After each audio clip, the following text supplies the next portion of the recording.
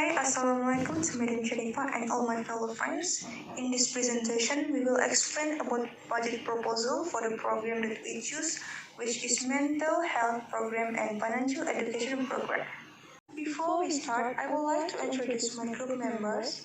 First is Calvin Brandon Yuwang, Chorbe Batilunanos, Kesha Bianca Santos, Marzatul Ardan Usman, Haikal Manshita, and the last one is Muhammad Habibullah. To begin, let's start with the introduction. In this presentation, we will present the budget proposal we have made for the Minister of Education. A project review of the state of the Malaysian education system has been conducted to ensure the proper use of the allocated funds. Thus, based on the findings, we have identified two important areas of study that are largely left unattended and excluded from the standard school curriculum and the pre-tertiary level. The deficit in question is related to the lack of allocation for mental health education and financial literacy. In this regard, we have been recommended to Minister of Education two programs that are considered as ways to address this concern, namely the Mental Education Program and Financial Education Program. The first program is a mental health education program which is designed with three main objectives in mind. The first objective is to create a learning environment that is conducive towards the mental well-being of students. The second objective is to provide pupils with the necessary knowledge, skills, and coping strategies to look after their mental health. The third and final objective is to address the specific needs of pupils who are identified as being at risk of developing a mental health condition and those that have been formally diagnosed. The proposed date for the program's implementation is the start of the 2023-2024 school academic calendar. As a whole, the program involves 500 primary schools from the state of Sabah, with 250 schools undergoing the practical implementation of the program, thereby functioning as the experimental group, whereas the other half serving as the control group. Moving on to the program's budget, it is divided into three sections. The first section deals with the proposed website, with 5,000 ringgit allocated for the website design and an allocation of 4,000 ringgit for the online course, comprising both the lecturer's fee and video editing. The next section concerns the textbooks, with the price of one textbook being 18 ringgit. The number of textbooks required is based on the estimated amount of primary 5 and 6 pupils involved, and after multiplying the two, the proposed funds to be allocated is 1,584,000 ringgit. The third section involves the funds for the Mental Health Week. The booths comprise of booklets, mental health services, and exhibition boards, each of which is allocated 500,000 ringgit, 62,500 ringgit, and 50,000 ringgit respectively. Each school will also receive 5 posters, thereby amounting to an additional 1,250 ringgit. Finally, another 50,000 ringgit is allocated for the speaker's honorarium. Overall, the total budget for the mental health education program is 2,256,750 ringgit. As for the monitoring and evaluation for the program, the process will be carried out in two separate domains: school performance and mental health. The school performance will be assessed based on 4 key indicators, which are academic achievements, rate of attendance, rate of secondary graduation, as well as reported disciplinary incidences.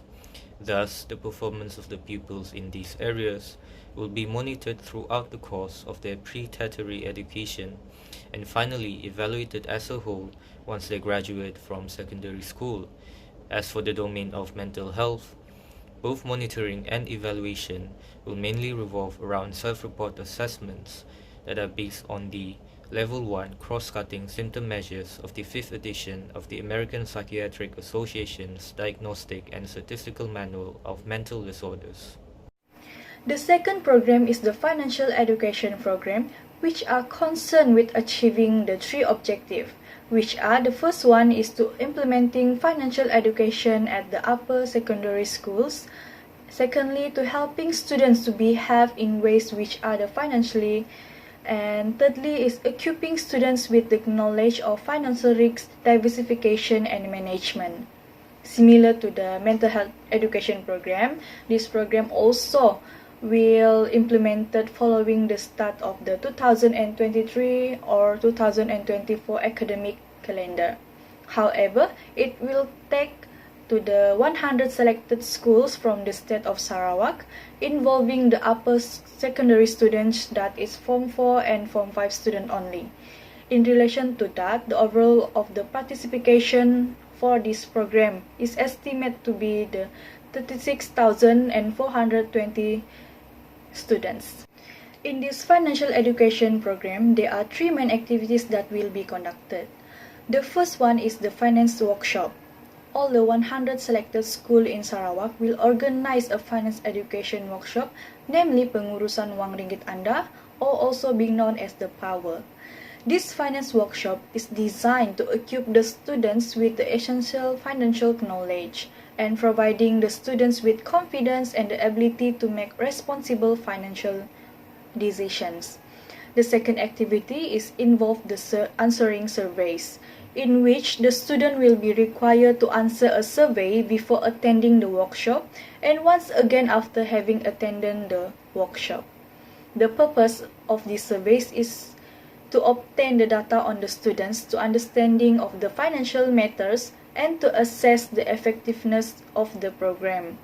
The third activity is the quiz competition, which will be held in every single one of the 100 selected schools in Sarawak. As such, each school will have their own top 10 winners who will receive a certificate, with the top 5 being awards prizes.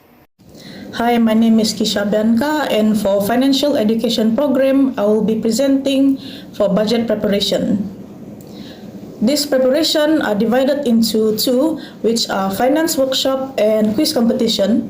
As for finance workshop, 37,000 handbooks that cost 25 ringgit each will be provided, which means a total of 925,000 ringgit would be an allocation for the handbooks. Guest speaker will also be invited to deliver the speech for this workshop. For quiz competition, over 53,000 ringgit will be provided to the first 5 ranked students of each school.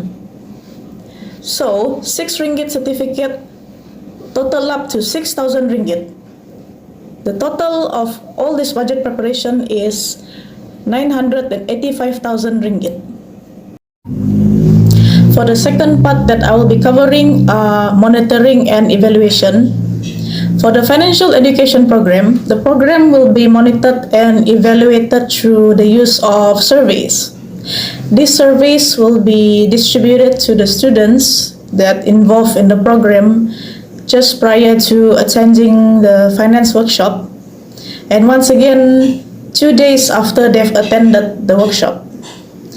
This survey does functions as means for testing the knowledge, the extent of the students' financial literacy, as well as the effectiveness of this program by comparing the answers given by the students from both sets of surveys.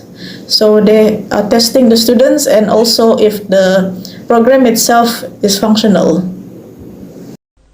In conclusion, there are two programs that are proposed to be implemented by the Ministry of Education, which are the Mental Health Education Program and Financial Education Program.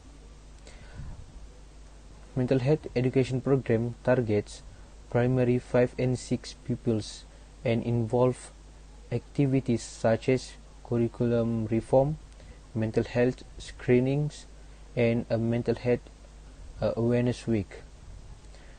On the other hand, the financial education program educates upper secondary students from Form 4 and 5 on money management. There will be a finance workshop, surveying, and quiz competition conducted for the program's activities.